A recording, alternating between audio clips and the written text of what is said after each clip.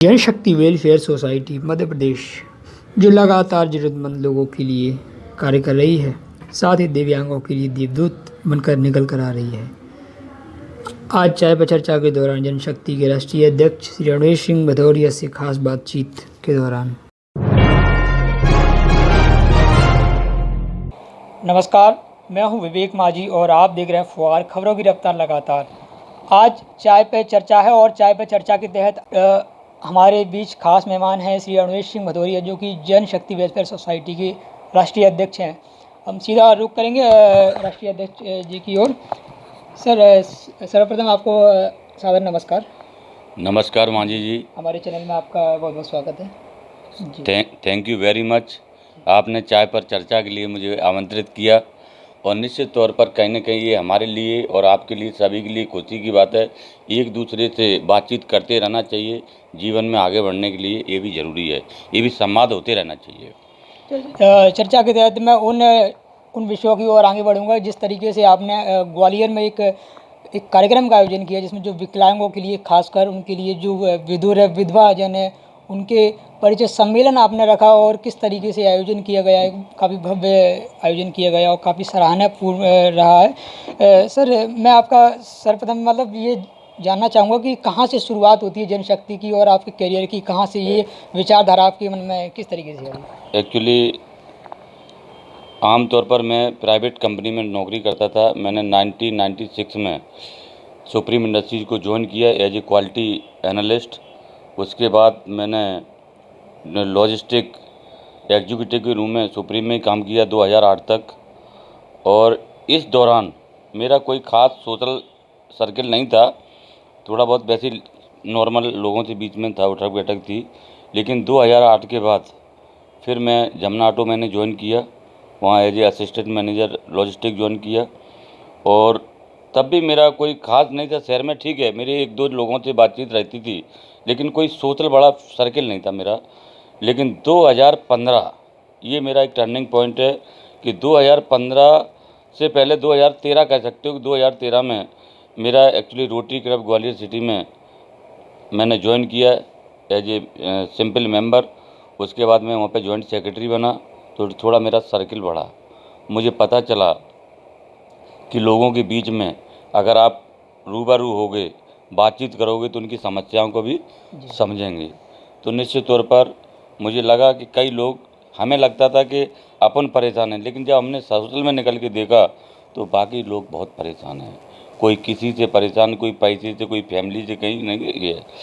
तो उसी दौरान फिर मेरे मन में एक विचार आया कि कैसे भी करके हम समाज सेवा में अपने आप को इन्वॉल्व करें। और 2015 से मैं लगातार समाज सेवा में काम कर रहा हूँ। इसी समय मेरी एक ग्वालियर में प्रताप सेना भी है, जो कि हम लोगों ने मिलकर, भूपेंद्र सिंह चौहान उसके प्रताप सेना प्रमुख हैं और हम लोग वरिष्ठ संचालन समिति सदस्य रहे उसके। और हमने जितने भी हॉस्पिटल्स हैं, गवर्नमेंट हॉस्पिटल, इसके अलावा अपने महाराज बाड़े पे जो जय रोग अस्पताल है, कमला राजा, यहाँ सब पे हम लोगों ने फल वगैरह बांटे। इसी दौरान हमारी एक्चुअली एक खास टर्निंग पॉइंट ये था कि हम ये एक ब्लाइंड स्कूल है जिसमें बच्चियाँ पढ़ती हैं और वो उनके नेत्र काम नहीं करते हैं, उनको दिखता नहीं है। तो हमारी वहाँ मुलाकात हुई तो हमें लगा कि यार इस तरह के भी लोग हैं जिनको दिखता नहीं, फिर भी वो गाने बजा रहे हैं, पढ़ाई कर रहे हैं। तो वहाँ से मुझे एक शिक्षा ये मिली कि ठीक है, आदमी के अंदर कमी हो सकती है, ऊपर नीचे हो सकती है, लेकिन अगर दृढ़ विश्वास अच्छा है तो निश्चित तौर पर कहीं ना कहीं वो जो चाहता है उस मुकाम पे पहुँच सकता है। तो उसके बाद से हम समाज सेवा में लगातार काम कर रहे हैं। और जो भी जिसका भी एक्चुअली त्यौहार आता है, जैसे महिला दिवस आता है तो महिलाओं को सम्मान करना, टीचर डे पे भी करते हैं। और फिर अब मैंने एक बीड़ा नया उठाया है कि जितने भी दिव्यांग पूरे मध्य प्रदेश में हैं, उनकी संख्या जो भी, अभी मुझे पूरी फिक्स आइडिया नहीं, फिर भी मेरे हिसाब से मोर देन 1.5 लाख की समथिंग है। और मैं उनके ऊपर काम करूंगा और उनकी जिस तरीके से भी होगी, हमारी जनशक्ति वेलफेयर सोसाइटी की पूरी टीम उनके लिए काम करेगी। सर, भाग दौड़ भरी ज़िंदगी रहती है, अति व्यस्तता रहती है काम के चलते, जो भी आपके दैनिक कार्य हैं, किस तरीके से अपने जो इस काम के दौरान भी अपने जो डेली रूटीन है उसमें भी आप इस तरीके की जो गतिविधियाँ उसको शामिल करते हैं, किस तरीके से करते हैं? आप बिलीव नहीं करोगे कि पूरे ग्वालियर में मेरे बहुत सारे लोग चाहते हैं, मुझे चाहने वाले हैं। वो सब मुझसे सिर्फ एक ही क्वेश्चन करते हैं कि बॉस सुबह तुम 6 बजे उठ करके पूजा पाठ करके और फैक्ट्री निकल जाते हो और शाम को 6 बजे घर आना, उसके बाद ये सब फोटोग्राफी और इतना सब कुछ कैसे कर पाते हो, इतना लोगों की सेवा वगैरह। तो मैं उनको एक ही चीज़ कहता हूँ कि कंफर्ट जोन जो होता है ना, जब तक आदमी कंफर्ट जोन में रहेगा तो ना तो उसके पास टाइम होगा, ना उसके पास काम होगा, वो जो रूटीन है ना उसी में बिजी रहेगा। तो जब तक हम कंफर्ट जोन से बाहर नहीं निकलेंगे तब तक आप ना तो सेवा कर पाओगे, ना लोगों के बीच में जा पाओगे, इवन अपनी फैमिली को भी सही समय पे उनकी भी मदद नहीं कर पाओगे। इसलिए आदमी को कंफर्ट जोन छोड़ के बाहर आना चाहिए और निश्चित तौर पर आप मान लेना कि आपको जो भी आप ड्यूटी कर रहे हैं उसके अलावा भी आपके पास बहुत समय है। सर, एक मुख्य सवाल ये है कि जो भी समिति होती है, संगठन होता है या कोई भी संस्था होती है, इसको चलाने के लिए एक सिस्टम की ज़रूरत पड़ती है और कहीं ना कहीं जो भी फंड रहता है उसकी अति ये भी एक इम्पोर्टेंस है। तो कहाँ से ये अर्निंग और कहाँ से ये व्यवस्था होती है, जो भी है किस तरीके की टीम किस तरीके से काम करती चल सकती है? एक्चुअली जनशक्ति टीम जो जनशक्ति वेलफेयर सोसाइटी है, मैं इसका फाउंडर हूँ। और हमारी टीम है, जैसे हमारी टीम में राष्ट्रीय सचिव नरेंद्र शर्मा जी हैं, राष्ट्रीय उपाध्यक्ष जितेंद्र भदौरिया, कोषाध्यक्ष और नीचे टीम के मेंबर। तो हम लोगों ने एक फंडिंग के लिए कहा कि जैसे मैं सोसाइटी के लिए 1.5 से 2 लाख रुपए साल के देता हूँ। जो राष्ट्रीय सचिव हैं वो तकरीबन 50 से 60 हज़ार रुपये वो देते हैं और राष्ट्रीय उपाध्यक्ष 24,000 रुपये वो देते हैं। ये तो एक मेरी फिक्स फंडिंग है ही। इसके अलावा आप जैसे भाई और मैं जिनसे भी ये कहता हूँ कि मैं ये काम करने जा रहा हूँ तो कोई 500 कोई 1000 इस तरह से पैसा मेरे पास आता है। तो फंडिंग की मेरे को सरकार की तरफ से मैंने आज तक कोई ना फंडिंग ली है, ना मेरा कभी दिमाग गया कि लोग एनजीओ में फंडिंग सरकार के लिए करते, लेकिन मेरे को नहीं। अगर मुझे लगेगा कि मेरी खुद की जो फंडिंग से काम नहीं चल पा रहा है, then we will go to government, जो भी स्कीम्स रहेंगी उनके लिए जाऊंगा। आपको नहीं लगता कि ये जो फंडिंग अगर गवर्नमेंट द्वारा, शासन द्वारा अगर प्राप्त होती है तो आप इस जो समिति है अपने जो भी इस उद्देश्य को और एक बड़ा रूप दे सकेंगे? निश्चित तौर पर मानिए कि कल मैं जब इस प्रोग्राम को कर रहा था, दिव्यांग, परित्याग, विधुर और विधवा के वैवाहिक सम्मेलन जब मैंने कल किया, उस दौरान मुझे 8 से 10 स्टूडेंट मिले जो प्योरली हैंडीकैप्ड थे, लेकिन उनके टैलेंट को देख करके मेरा मन गदगद हो गया। कोई मुक्केबाज था, कोई तैराक था, कोई तलवारबाजी में एक्सपर्ट था, कोई कुछ था, परंतु वे सारे लोग बेचारे, उन्होंने मुझे ग्रुप में मुझे ग्रुप में एडमिन बनाया है और उन्होंने मुझसे हेल्प मांगी जनशक्ति की तरफ से। तो मैंने उनको ये आश्वासन दिया कि जनशक्ति जो भी मदद करेगी करेगी। आज एक विदिन 2 डेज वो एक एप्लीकेशन लिखेंगे और मैं निश्चित तौर पर मध्य प्रदेश की सरकार के पास, सीएम या जो भी कंसर्न मिनिस्टर होगा उसके पास जाऊंगा और उन बच्चों के लिए, उन बच्चों के हक के लिए, क्योंकि वो देश की शान है। आज एक हैंडीकैप्ड अगर बच्चा हमारा विदेश में कोई चीज़ खेलने जाता है, कुछ करने जाता है, तो इसके लिए सरकार को आगे आकर के मदद करनी चाहिए। और जितनी भी प्राइवेट एनजीओज़ हैं, अगर वो हेल्प कर सकती है तो उनको भी निश्चित तौर पर करना चाहिए, क्योंकि जो होनहार हैं अगर उनको आप मदद नहीं करेंगे तो उनका दिल टूट जाएगा। तो ऐसे करके जो हमारी प्रतिभाएँ हैं वो आगे बढ़ के देश का जो नाम रोशन करना चाहिए नहीं कर पाएंगी। इसलिए हम सरकार से भी कहना चाहेंगे कि अगर पेपर में कोई न्यूज़ निकलती है कि ये बच्चे की मदद करना चाहिए तो सरकार को निश्चित तौर पर उस ओर ध्यान देना चाहिए। क्या रिस्पॉन्स निकल के आ रहा है सर, जो आप जो भी इस संस्था को जिस उद्देश्य के साथ आगे बढ़ा रहे हैं, क्या परिणाम निकल के आ रहे हैं? मेरी संस्था, निश्चित मानिए कि मैं इतना खुश हूँ कि मैं बता नहीं सकता हूँ। मैं जो चाहता हूँ ना, मेरे भगवान की कृपा से सारे काम सुचारू रूप से चल रहे हैं। और मैंने जो बीड़ा उठाया है, मैं आपको ज़्यादा बड़े तो नहीं अवगत कर रहा हूँ, मध्य प्रदेश, उत्तर प्रदेश और राजस्थान के अंदर निश्चित तौर पर हमारी संस्था पूरी तरीके से काम करेगी। और यहाँ पे जितने भी दिव्यांग लोग हैं, इन लोगों के लिए निश्चित भी जो भी मदद होगी संस्था निश्चित तौर पर करेगी। इसके लिए ये समझ लेना। और मुझे अगर आप लोगों की मदद चाहिए होगी तो मैं आपकी मदद लूँगा। क्या संदेश देना चाहेंगे फाइनली अपनी संस्था पूरी टीम की ओर से, जनसंघर्ष जो भी वेलफेयर सोसाइटी है उसकी ओर से? मैं सबसे पहले पूरे भारतवर्ष को, जो भी लोग भारत के अंदर रहते हैं, सभी को मैं नमन करता हूं और उनको सिर्फ एक ही संदेश देना चाहता हूं कि अपने परिवार के साथ साथ जो आपके आसपास लोग हैं, जो जिनकी ज़रूरतें पूरी नहीं हो पा रही हैं, अगर मैं ये नहीं कह रहा हूँ सारे लोगों की आप मदद करो, एक आदमी की मदद करना चालू कर दो बस। अगर हर आदमी, हर संपन्न आदमी एक आदमी की मदद चालू कर देना, तो देख लेना कि आने वाले समय में कोई भी आदमी फिर गरीब नहीं मिलेगा आपको। कुछ ऐसी बातें हैं जो भावात्मक बातें हैं जो इंसान के मतलब जो दिल और दिमाग तक बैठ जाए, वो मैंने भी है कई बार आपका कवरेज किया है और सुनी भी है।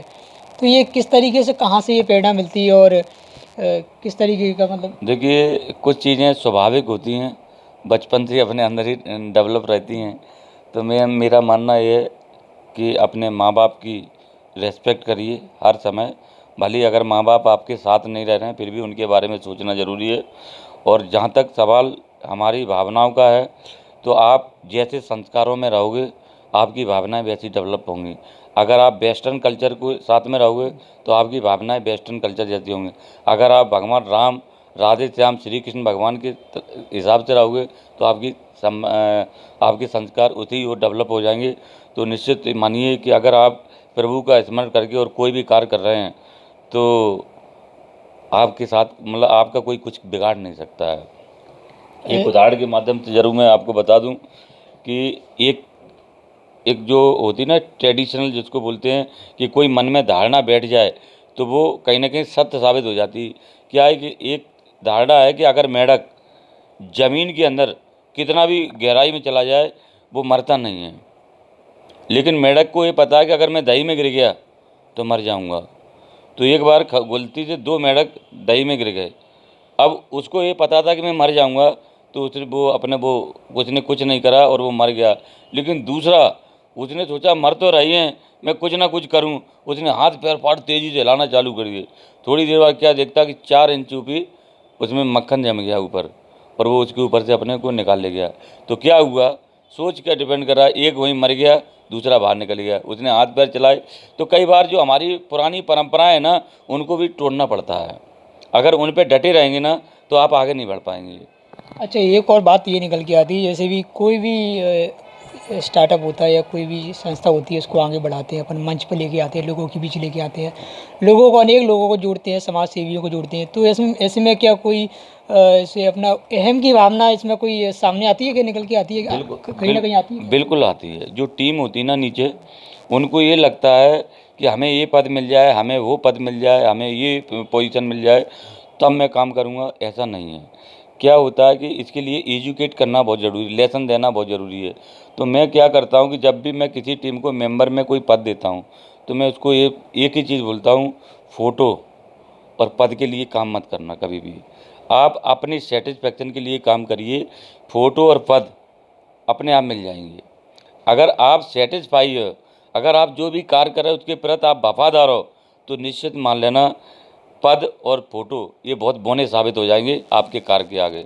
इसलिए जो लोग ये सोच के काम करते हैं कि मैं इसमें फलाना राष्ट्रीय अध्यक्ष बन जाऊंगा या मेरे को ये मेडल मिल जाएगा, वो मिल जाएगा, ऐसे लोग कभी काम नहीं करते हैं। वो लोग सब दिखावा करते हैं। आज ग्वालियर के अंदर देख लो, मैं तो कह रहा हूँ कि पदों के चक्कर में कई छत्तीस संगठन बन चुके हैं, केवल पदों के चक्कर में। अगर देखा जाए तो छत्तीस संगठन पूरे मध्य प्रदेश में एक होना चाहिए, लेकिन आज ग्वालियर में 15-16 संगठन बन चुके हैं। तो ये कहीं ना कहीं पद की होड़ में लोग अपने आप को ऊंचा दिखाने के चक्कर में ये सब जो है ना, समाज में जो कुरीतियाँ पैदा हो रही हैं, इसी वजह से हो रही हैं। जनशक्ति का जो धरातल से जहाँ से आपने शुरुआत की है, कहाँ तक ले जाने की इसकी यात्रा है और फिलहाल क्या वर्तमान में स्थिति बनी हुई है? देखिए, जनशक्ति वेलफेयर सोसाइटी एक पिलर है। ये पिलर हमने खड़ा कर दिया है। मैं रहूं या न रहूं, ये चलती रहेगी। और इसका सीधा एक मकसद है। देखिए, दिव्यांगों का अगर बीड़ा उठाया, तो दिव्यांगों के लिए जनशक्ति वेलफेयर सोसाइटी तन मन धन से काम करेगी। सामाजिक कार्यों में अगर उनकी शादी वगैरह करानी है वो भी करेगी, एजुकेशन में मदद करनी है वो भी करेगी, आर्थिक से अगर मदद करनी है वो भी करेगी, चाहे उसके लिए फिर सरकार से मुझे कुछ भी बात करनी पड़े, लेकिन उनकी हेल्प अवश्य करेंगे। एक चीज़। दूसरा, जनशक्ति वेलफेयर सोसाइटी में आज मैं फाउंडर प्रेसिडेंट, मैंने इसकी आधार रख दिया है, नींव रखी है। लेकिन आने वाले समय में हो सकता है इसके राष्ट्रीय अध्यक्ष कोई और हों, उपाध्यक्ष कोई और हों, इसको कोई और चला रहा हो। ये एक हमने नींव रखी है, चलाने वाले आगे और भी कोई लोग चलाते रहेंगे। तो जनशक्ति वेलफेयर सोसाइटी का मकसद ये नहीं कि फोटोग्राफी करना या ये करना, इसका सीधा मकसद है समाज के प्रति 100% वफादार रहना और लोगों की सेवा करना। बहुत बहुत धन्यवाद। तो आज हमने बात की थी चाय पे चर्चा के तहत हमारे बीच रूबरू हुए थे जनशक्ति वेलफेयर सोसाइटी के राष्ट्रीय अध्यक्ष अरुणेश सिंह भदौरिया। उन्होंने बताया कि किस तरीके से आप अपने नित्य जो दैनिक काम है उनसे लीक से हटकर भी अपने जो सोशल वर्कर समाज सेवी के तौर पर भी काम कर सकते हैं, और साथ ही बिना किसी स्वास्थ्य के बिना किसी अहम की भावना जागृत करते हुए आप इसको लगातार जारी कर सकते हैं। फिलहाल चाय पे चर्चा के तहत इतना ही। मिलेंगे अगले एपिसोड में। धन्यवाद।